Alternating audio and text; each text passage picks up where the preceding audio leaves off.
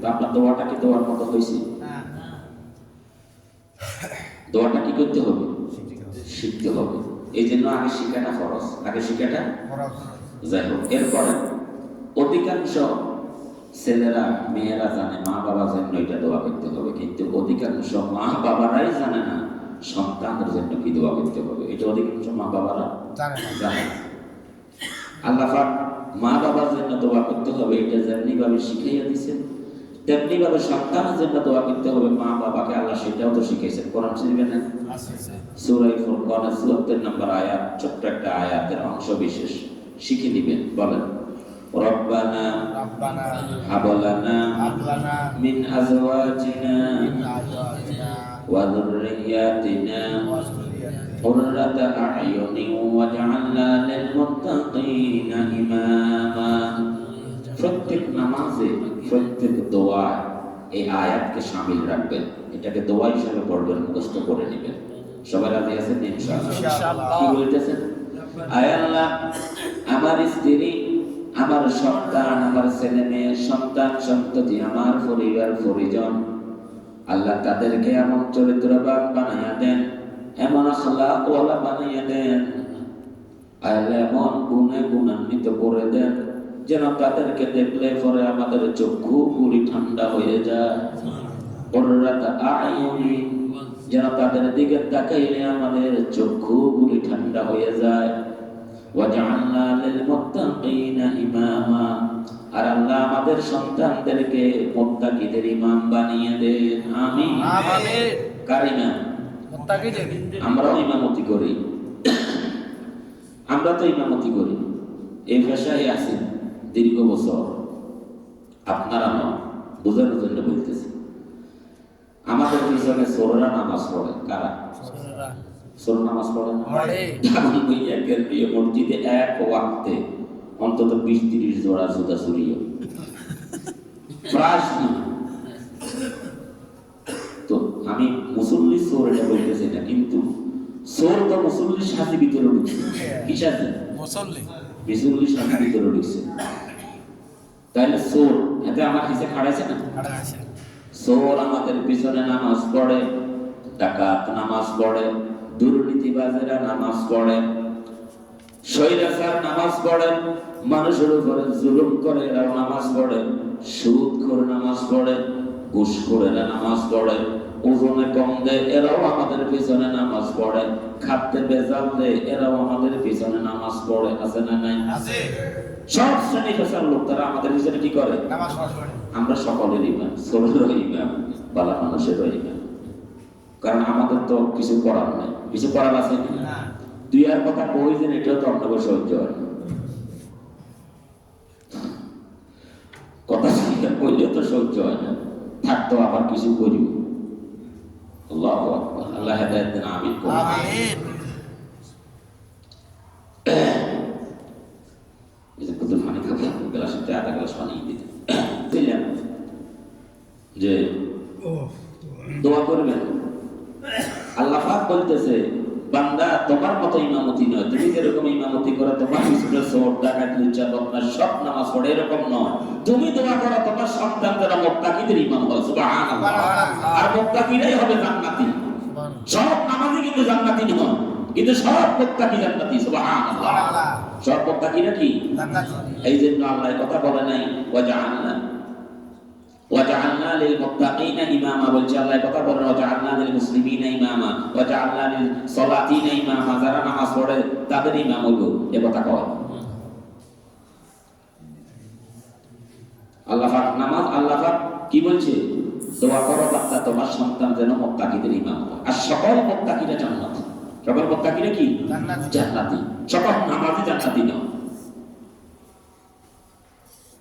আল্লাহ আমাদেরকে বোঝার তৌফিক দিন, বলি আমিন। সাল্লাল্লাহু আলাইহি। তাহলে কথা কি বুঝতেছেন?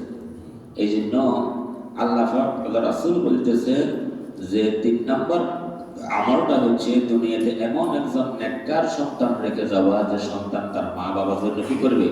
দোয়া করবে। এই যে 3টা আমলের কথা বলছেন আল্লাহ রাসূল, 1 নম্বরে কি সদকায়ে জারিয়া, 3 নম্বরে উপকারী ইলম, 2 নম্বরে 3 নম্বরে নেক সন্তান, 3 নম্বরে কি নেক সন্তান। কিন্তু তিনটার ভিতরে সমস্ত উলামায়ে কেরাম, মুফাসসিরিনে কেরাম, মুহাদ্দিসিনে কেরাম সবাই একমত, তিনটা আমলের ভিতরে উত্তম আমল হচ্ছে একজন নেককার সন্তান দুনিয়াতে রেখে যাওয়া, যে আপনার জন্য দোয়া করবে। সুবহানাল্লাহ। আমরা যারা ছোটবেলায় দ্বীন ইলম শিখতে পারি নাই, আমরা কপাল পড়া, আমরা দুর্ভাগা। আমাদের গ্রাম অঞ্চলে আজ থেকে 20-50 বছর আগে এখন যেরকম ঘরে ঘরে হাফেজ, আলেম, কারি পাওয়া যায়, তখন কি এরকম পাওয়া যেত না। তখন ভালো একজন কারিও মহল্লায় পাওয়া যেত, ঠিক কিনা বল? মুক্তবে যাইতো, এতটুকুই শেষ। তিনি যা পড়াইছে এটার উপরে চলছে, যুগের উপর যুগ। কিন্তু আপনি ছোটবেলায় শিখছেন, আপনার পড়াশোনার ভিতরে ভুল, এটা আপনি জানার পরেও যদি ঠিক না করেন, আল্লাহর আদালতে রেহাই পাওয়ার কোন সুযোগ আছে বলে আমার জানা নাই, যদি আল্লাহ মাফ করেন।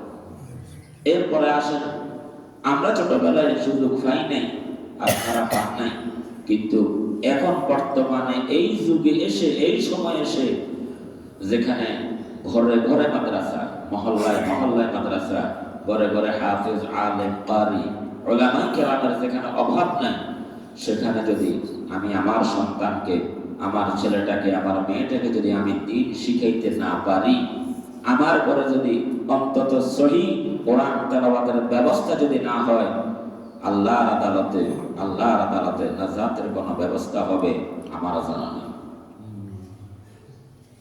যারা সন্তানদেরকে, ছেলে মেয়েদেরকে দ্বীনি প্রতিষ্ঠানে দিয়েছেন, আমরা দোয়া করি আল্লাহ যেন আপনাদেরকে হাফেজে কোরআন, আলেমে দ্বীনের বাবা মা, দাদা দাদি, কাকা কাকি, আত্মীয় স্বজন হওয়ার তৌফিক দিন বলি আমিন।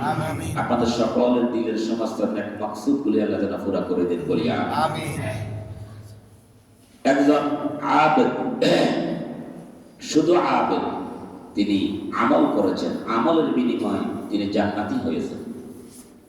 এরকম একজন আবেদকে আল্লাহ পাক বলবেন, উদখুলিল জান্নাহ, আপনি জান্নাতে প্রবেশ করেন।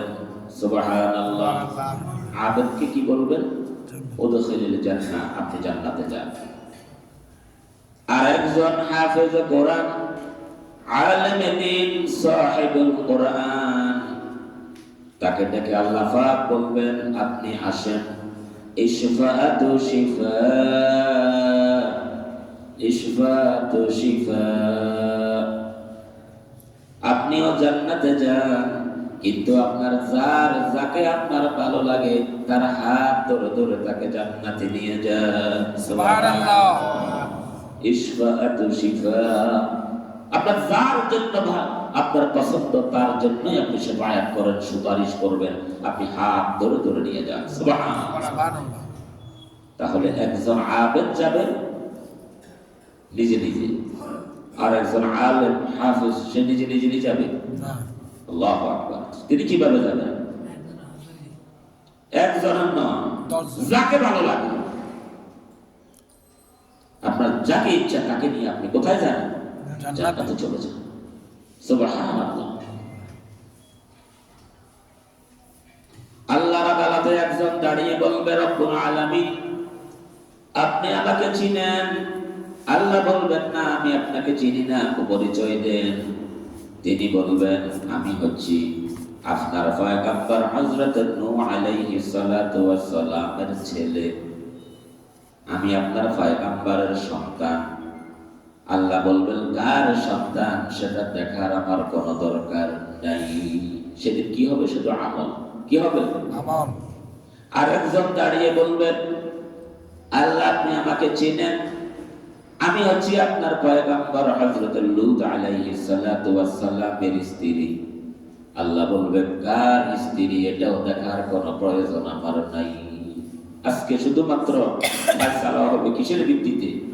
আমলের ভিত্তিতে। আল্লাহু আকবার। এরপর আরেকজন দাঁড়িয়ে বলবেন, রব্বুল আলামিন, আপনি আমাকে চিনেন? আল্লাহ বলবেন, না। ও আল্লাহ, আমি হচ্ছি আপনার বন্ধু খলিলুল্লাহ হযরত ইব্রাহিম আলাইহিস সালাতু ওয়াস সালামের আব্বা, আমি হচ্ছি আপনার খলিলের আব্বা। আল্লাহ বলবেন আপনি কার আব্বা? দেখার টাইম নেই। আল্লাহু আকবার। দেখা কি নেই? টাইম নেই। আরেকজন দাঁড়িয়ে বলবে আল্লাহ আপনি আমাকে চেনেন না? আমি হচ্ছি এতিমখানা বাজারের হাফেজ মোজাম্মেল হক সাহেবের আব্বা। আল্লাহ রাব্বুল আলামিন বলবেন, আপনি দাঁড়িয়ে বলবেন আল্লাহ আমি হচ্ছি আপনার আখিরি নবী, আখিরি পয়গম্বর মুহাম্মদুর রাসূলুল্লাহ সাল্লাল্লাহু আলাইহি ওয়াসাল্লামের উম্মত হাফেজ মোজাম্মেল হক সাহেব। আমি হচ্ছি আপনার ওই কোরআনের হাফেজ মুজাম্মেল হক সাহেবের আব্বা। আল্লাহ পাক বলবেন আমি তো আপনাকেই খুঁজতেছি। সুবহানাল্লাহ। আমি তো আপনাকেই খুঁজতেছি, আপনি কই? আপনি আসেন, আপনার স্ত্রী কোথায়? তাকে নিয়ে আসেন। এরপরে আল্লাহর নবীজি ফরমান কুল বিসাওয়ালিদাহু ইয়াউমাল কিয়ামাতি তাস। আল্লাহু আকবার। ওই হাফেজ কোরআনের আব্বার মাথার উপরে আল্লাহ রাব্বুল আলামিন নূরের টুপি গুলি পরাইয়া দিবেন নিজ কুদরতি হাতে। আল্লাহু আকবার। আমার প্রিয় মানুষ, আমি যার ওয়াজ বর্তমান বাংলাদেশে যত আলেম আছে সবচাইতে যার ওয়াজ আমার বেশি পছন্দ, সবচাইতে বেশি আমি শুনি, বেশি আমি ভালো লাগে, তিনি হচ্ছেন মরহুম হযরত মাওলানা শাহ আব্দুল হক আব্বাসী পীর সাহেব গোয়ালন্দ রাজবাড়ী। আপনাদের এতিমখানা বাজারে একবার আমাদের হাফেজ সাহেব আসছেন। আমি আমার এলাকা থেকে ওনার আলোচনা শোনার জন্য এখানে আসছি। ওনার ওই মাহফিলে উনি অন্য ডিস্ট্রিক্টে মাহফিল করতেন, ঢাকা সহ আমাদের জমিদার হাটে উনি মাহফিল করেছেন দীর্ঘ বছর, লক্ষ লক্ষ লোক হয়। কিন্তু আপনাদের এলাকার মানুষ ওনাকে না চিনার কারণে ওই দিনে এখানে একেবারে জনসংখ্যা ছিল একেবারেই কম, যেটা ওনার শানে আর মানে একেবারে হয়নি। যাই হোক, উনি কিন্তু আপনাদের এলাকায় একবার এসেছেন, আজকে তিনি জীবিত নেন। আল্লাহ ওনাকে হায়াত, আল্লাহ ওনার কবরটা জান্নাতের বাগান বানিয়ে। উনি এরকম এক আবুজিয়া মাদ্রাসার বার্ষিক মাহফিলে এক জায়গায় গিয়েছেন, গিয়ে ওই যে আমাদের দেশে যেরকম একটা ছেলে যখন হাফেজ হয় তাদের মাথার ভিতরে পাগড়ি পরিয়ে দেওয়া হয়, এরকম পাগড়ি পরিয়ে দেয়। তো উনি ওই মাহফিলে হাফেজ ছাত্রদের মাথার ভিতরে পাগড়ি পরিয়ে দিয়ে এরপরে বলেছেন আজকে আমি তোমাদের মাথায় দিলাম কাপড়ের পাগড়ি, আর তোমাদের আব্বা আম্মার জন্য নূরের টুপিটা ফেন্টিং রইল। কিয়ামতে হাশরের ময়দানে ওই টুপিটা আল্লাহ সরাসরি তোমার আব্বা আম্মার মাথার ভিতরে পরিয়ে দিবে। আল্লাহ রাসূল বলেছেন কুল বিসাওয়ালিদাহু ইয়াউমাল কিয়ামাতি তাজ। আব্বা আম্মার মাথার উপরে আল্লাহ রাব্বুল আলামিন নূরের টুপিটা পরিয়ে দিবে। সুবহানাল্লাহ। দাওহু আহসানু মিন দাওয়িশ শামস। এই টুপির আলো এত এত প্রজ্বলিত হবে, এত প্রজ্বলিত হবে যে সূর্যের আলো দেখা যায় এর চাইতেও লক্ষ গুণ বেশি প্রজ্বলিত হবে। সুবহানাল্লাহ। আল্লাহ রাসূল বলেছেন ফি বুয়ুতিকুম। ওই এই সূর্যটাকে এনে যদি কারো ঘরের ভিতরে দেওয়া হয়, এই সূর্যটাকে টেনে এনে যদি একটা ঘরের ভিতরে আবদ্ধ করা হয়, এই ঘরের ভিতরে সূর্য উইজার আলো কি পরিমাণ হবে। আল্লাহ রাসূল বলতেছে যে টুপিগুলি মা বাবার মাথার উপরে দেওয়া হবে, এই টুপিগুলির আলো এইরকম এর চাইতে বেশি দূরে প্রজ্বলিত করবে সেদিন। সুবহানাল্লাহ। কাদেরকে? যারা হাফেজ কোরআন, আলেমে দ্বীনের আব্বা, তাদের মাথা। সুবহানাল্লাহ। এবং যদি আব্বাকে আল্লাহ পাক এরকম সম্মানিত করেন, তাহলে যিনি কোরআন পড়েছেন তাকে আল্লাহ কি করবেন? কি করবেন? রাসূল করিম সাল্লাল্লাহু আলাইহি ওয়াসাল্লাম ইরশাদ ফরমান ফামা যান্নুকুম বিমান আরা বিহি ওয়া আমিলা বিহি।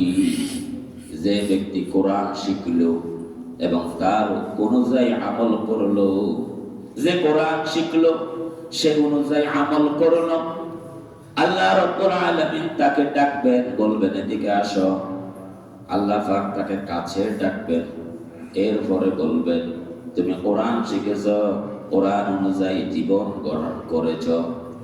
আজকে তোমার পুরস্কার হলো ইকরা, পড়ো, ওয়ারতাকি, পড়ো, আর এক একটা তালা তুমি অতিক্রম করতে থাকো। বলেন সুবহানাল্লাহ। ইকরা ওয়ারতাকি, ইকরা ওয়ারতাকি, পড়ো আর এক একটা তালা তুমি অতিক্রম করো। কিভাবে পড়বা? ওয়ারাত্তিলিল কুরআনা কামা কুনতা তুরাত্তিলু ফিদ দুনিয়া। দুনিয়াতে যেমনি ভাবে তুমি কোরআনকে ধীরে ধীরে আস্তে আস্তে করে কোরআন তেলাওয়াত করেছো, আজকেও তুমি এক একটা আয়াতকে এভাবে ধীরস্থির ভাবে আস্তে আস্তে পড়তে থাকো। এক একটা আয়াত পড়ো আর এক একটা তালা তুমি অতিক্রম করতে থাকো। সুবহানাল্লাহ।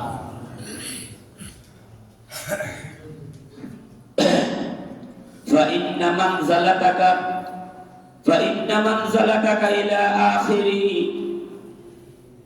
যেখানে গিয়ে তোমার তেলাওয়াতটা শেষ হয়ে যাবে, তালাউত, সেখানে তুমি তোমার মানজিল বানিয়ে নিবা, ওইখানে তুমি তোমার বাড়িটা বানিয়ে নিবা। বলেন সুবহানাল্লাহ। যেখানে গিয়ে তোমার তেলাওয়াত শেষ হবে, ওখানে কি করবে? তোমার বাড়ি বানিয়ে নিবে।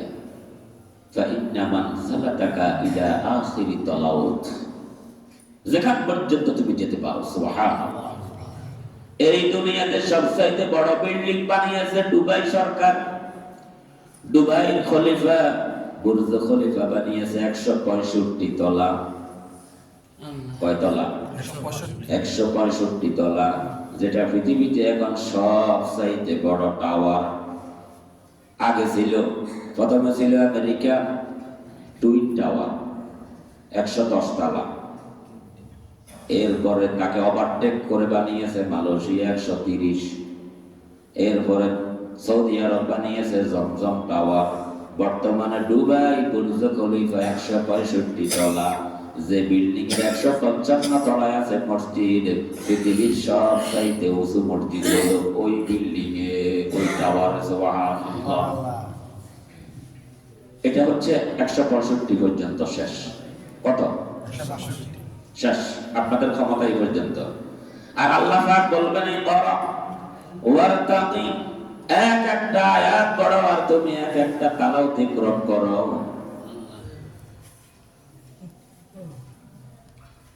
কোরআনুল কারীমের ভিতরে 6666টি আয়াত। তাহলে আমার আর আপনার মানজিল হবে 6666 তালা। সুবহানাল্লাহ। আপনার ক্ষমতা 162, এই পর্যন্ত শেষ। আর জান্নাতে আমাদের বাবা আল্লাহ পাক আমাদের জন্য বানিয়ে রেখেছেন 6666 তালা। আল্লাহু আকবার। আল্লাহু আকবার। কয় তালা? 6666। আল্লাহ, তুমি সেখানে গিয়ে তুমি তোমার মানজিল মাকসাদ বানিয়ে নাও। সুবহানাল্লাহ। এক একটা তালা, এক একটা ফ্লোর থেকে এক একটা ছাদের দূরত্ব কত? ইমাম নববী রাহমাতুল্লাহি আলাইহি তিনি তার কিতাবের ভিতরে লিখেছেন, মা বাইনা দারাজাতাইন, এক একটা ফ্লোর থেকে এক একটা বিল্ডিং এর ছাদের দূরত্ব কত? মা বাইনাস সামাই ওয়াল আরদি। সুবহানাল্লাহ। আসমান আর জমিনের দূরত্ব যত, এক একটা বিল্ডিং এর ফ্লোর আর ছাদের দূরত্ব হচ্ছে তত। সুবহানাল্লাহ। এক একটা বিল্ডিং এর ছাদের শুধু একতলা দূরত্ব হইছে, এটা আসমান আর জমিনের যত দূরত্ব তত দূরত্ব।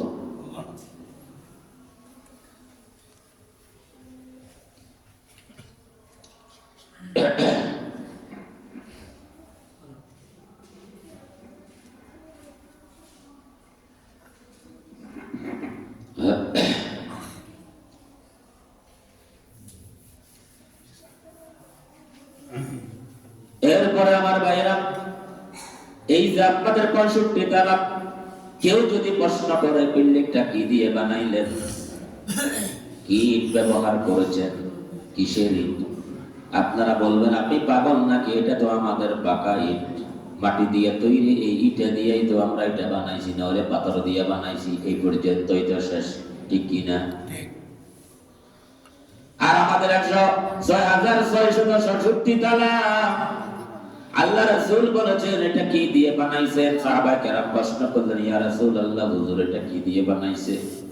আল্লাহ রাসূল বলেন লামিনাতুন মিন ফিদ্দাতিন ওয়া লামিনাতুন যাহাব, ওটা বানানো হয়েছে একটা ইট হচ্ছে, একটা ইট স্বর্ণের আর একটা ইট হচ্ছে রূপার। সুবহানাল্লাহ।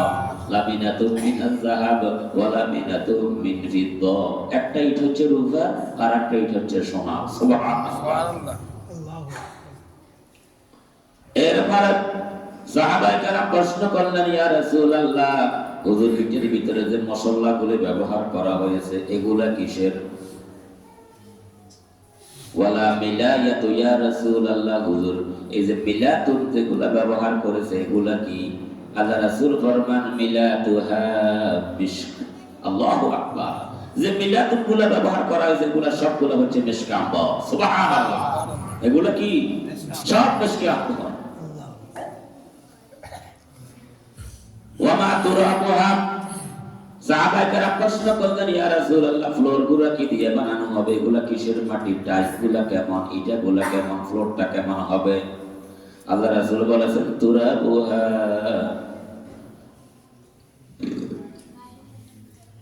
আল্লাহ রাসূল বলেছেন যে তোমাদের ফ্লোর টাইলস যেগুলা বানানো হবে এগুলা সব বানানো হবে, এগুলার কিছুই মাটির নয়, এগুলা সব হচ্ছে মেশকে জাফরানের। বলেন সুবহানাল্লাহ।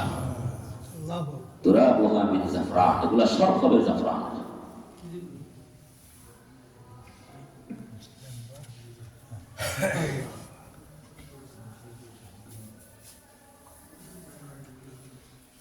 আল্লাহ রাসূল ইরশাদ ফরমান, সেখানে যে কাপড়গুলো ব্যবহার করা হবে লামাসালুল লাহাব, যে কাপড়গুলো সেখানে ব্যবহার করা হবে জান্নাতের ভিতরে, যে কাপড়গুলি কোনদিন এগুলো পুরাতন হবে না। সুবহানাল্লাহ। কাপড় কি হবে না কোনদিন? ওয়া শাবাবুল্লাহ ইয়াফনা, সেখানে আপনাকে যে জওয়ানি দেওয়া হবে কোনদিন আপনি বুড়া হবেন না, কোনদিন সেখানে আপনি বুড়া হবেন না। সেখানে সাহাবায়ে কেরাম প্রশ্ন করলেন, ইয়া রাসূলুল্লাহ, এত বড় জান্নাত, এটা দিয়ে সেখানে কি করবে? এত আরাম আয়েশের ভিতরে সেখানে জান্নাতি কি করবে? আল্লাহ রাসূল বলেছেন ফি শুগলিন ফাকিহুন, আল্লাহ পাক বলতেছে রাসূল তাদেরকে বলে দেন ফি শুগলিন ফাকিহুন ওয়া আজওয়াজুহুম,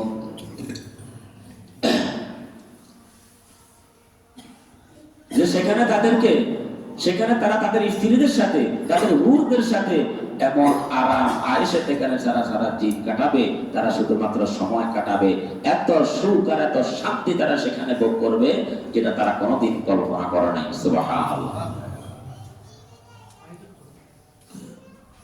এরপরে আল্লাহ রাব্বুল আলামিন বলেন, রাসূল আপনি তাদেরকে বলে দেন আমি জান্নাতীদের সাথে, ওই জান্নাতীদের সাথে জান্নাতের ভিতরে আল্লাহ রাব্বুল আলামিন তাদের সাথে সেখানে দেখা করবে। সেখানে কি করবেন? দেখা করবেন। ফেরেশতাদেরকে বলবেন, ও আমার ফেরেশতারা, আমার সামনে থেকে সকল পর্দাগুলি সরিয়ে দাও। সুবহানাল্লাহ। সকল পর্দা সরিয়ে দাও। এক দেখাতে জান্নাতীরা আল্লাহ রাব্বুল আলামিনের কুদরতি চেহারার দিকে, নূরের দিকে তাকিয়ে থাকবে, ৭০,০০০ বছর চলে যাবে। এরপরে জান্নাতের হুরেরা বলবে, ও রব্বুল আলামিন, যদি শুধুমাত্র আপনার বান্দারা যদি আপনাকেই দেখে তাহলে আমাদের কাজটা কি? তাহলে আমাদের কাজ কি আমরা করব কি? আল্লাহ বলবেন, ও ফেরেশতারা ডাকনা দিয়ে দাও, পর্দা টেনে দাও, আর আমার বান্দাদেরকে বলে দাও প্রত্যেক দিন নয়, শুধুমাত্র জুমার দিন একদিন আমি আমার বান্দাদের সাথে দিদার করব, দেখা দিব। সুবহানাল্লাহ। আর প্রত্যেক দিন আমি আমার বান্দাদেরকে সালাম দিব। আল্লাহু আকবার। তাহিয়াতুহুম ইয়াওমা ইয়ালকাউনাহু সালাম, তাহিয়াতুহুম ইয়াওমা ইয়ালকাউনাহু সালাম, আমি আমার বান্দাদেরকে সুবহান সালাম দেব। সালামুন কাওলাম মির রাব্বির রহিম, সালামুন কাওলাম মির রাব্বির রহিম, সালামুন আলাইকুম তিবতুম ফাদখুলুহা খালিদিন। আল্লাহু আকবার। কাদেরকে? জান্নাতীদেরকে। সুবহানাল্লাহ। জান্নাতীদের ভিতরে ক্লাস হবে তিনটা। তিন শ্রেণীর জান্নাতি হবে। কয় শ্রেণী? তিন শ্রেণীর জান্নাতি হবে। এক শ্রেণী হলো ফার্স্ট ক্লাস, প্রথম শ্রেণী। দ্বিতীয় শ্রেণী হলো ভিআইপি, তৃতীয় শ্রেণী হলো ভিভিআইপি। কয় শ্রেণী হলো? প্রথম ফার্স্ট ক্লাস, প্রথম শ্রেণী। তাদেরকে বলা হবে, তাদের সামনে সেখানে শরবত রাখা হবে।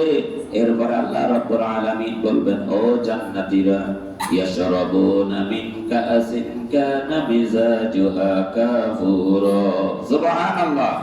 সামনে শরবত রাখা আছে, আমি আল্লাহর পক্ষ থেকে আপনাদের জন্য মেহমানদারি, নিজেরা নেন আর নিজেরা পান করেন। সুবহানাল্লাহ।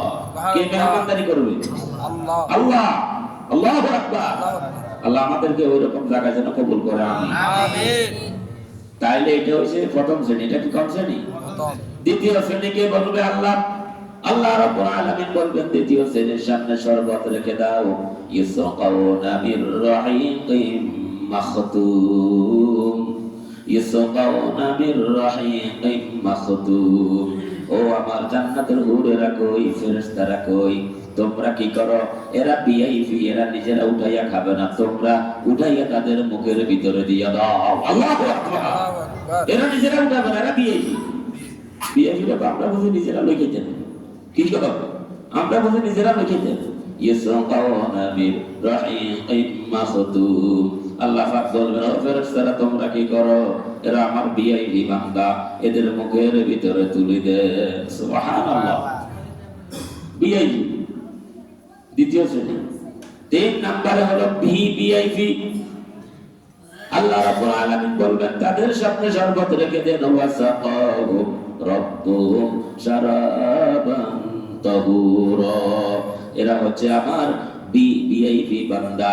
এরা, ও ফেরেশতারা তোমরা সেখান থেকে সরে যাও, ও হুরেরা এখান থেকে সরে যাও।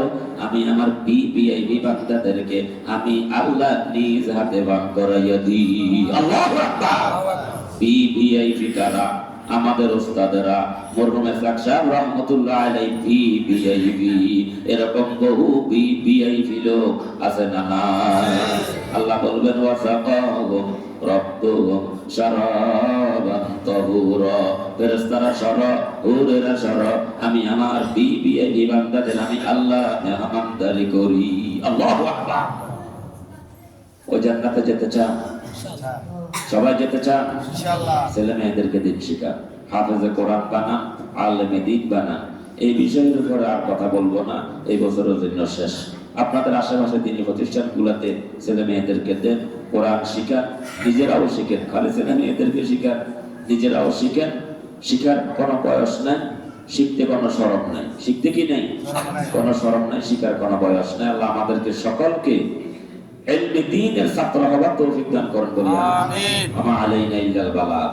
আমি তাদের কথা বলি, ওমা আলাইনা ইল্লাল বালাগ, মানে আমি তাদের কথা বলি আপনাদের কান পর্যন্ত পৌঁছিয়ে দিয়েছি। এটা হচ্ছে আমার দায়িত্ব। এটা কার দায়িত্ব?